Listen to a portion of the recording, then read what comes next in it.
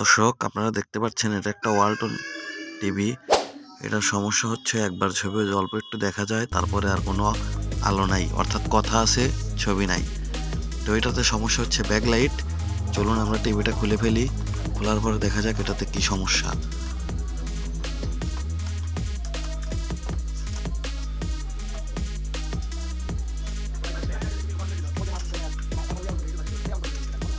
এটা থেকে প্যানেলটা খুলে নিতে হবে, একদম ডাইরেক্ট প্যানেলটা খুলে ব্যাকলাইট খুলে নিতে হবে একদম।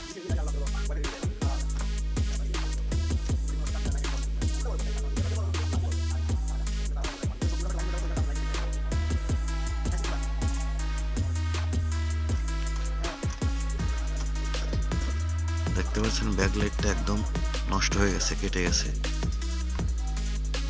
তো এখানে অন্য একটা ব্যাকলাইট, নতুন ব্যাকলাইট নিয়ে এসে মাপ মতন কেটে আঠা দিয়ে আমি লাগিয়ে নেব।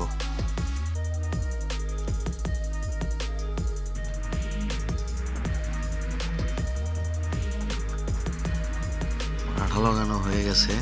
এখন আমি আবার প্রত্যেকটা জিনিস আগের মতো সুন্দর করে সেম করে সেটিং দিব। সেটিং শেষে আমি আবারও প্যানেলটি লাগিয়ে নেব।